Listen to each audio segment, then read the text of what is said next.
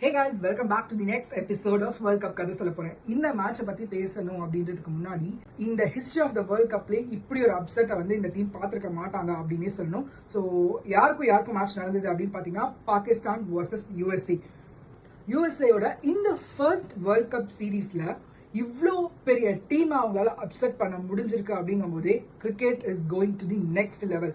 T20 is anyone's game அப்படின்னே சொல்லலாங்க. So toss win பண்ண யூஎஸ்ஏ சேசிங் சூஸ் பண்ணியிருந்தாங்க. பாகிஸ்தான் ஃபர்ஸ்ட் இன்னிங்ஸ்ல 159 ரன்ஸை டார்கெட்டா செட் பண்ணியிருந்தாங்க.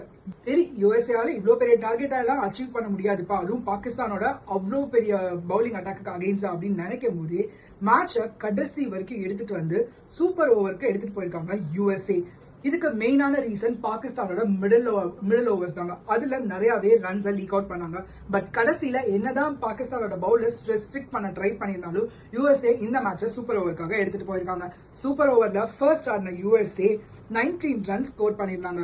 பாகிஸ்தான் பவுலர்ஸ் முகமது அமீர் நிறைய எக்ஸ்ட்ராஸ் கொடுத்திருந்தாரு இந்த சூப்பர் ஓவர்ல. நெக்ஸ்ட் பேட் பண்ண பாகிஸ்தானால வெறும் 13 ரன் தாங்க அடிக்க முடிஞ்சது. ஸோ ஃபர்ஸ்ட் டைம் இந்த ஹிஸ்டரி யூஎஸ்ஏ பாகிஸ்தானை பீட் பண்ணியிருக்காங்க அண்ட் 2 மேட்சஸையும் கண்டினியூஸா பேக் டு பேக் வின் பண்ணியிருக்காங்க. இது பாகிஸ்தானுக்கு ஒரு கிரேட் ஸ்டார்ட் இல்ல அப்படின்னே சொல்லணும். ஏன்னா அடுத்தது பாகிஸ்தான் ஃபேஸ் பண்ண போறது இந்தியாவை.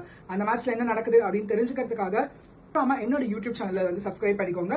ஏன்னா அதோட வீடியோ அங்க போஸ்ட் பண்ணப்படும். Bye guys.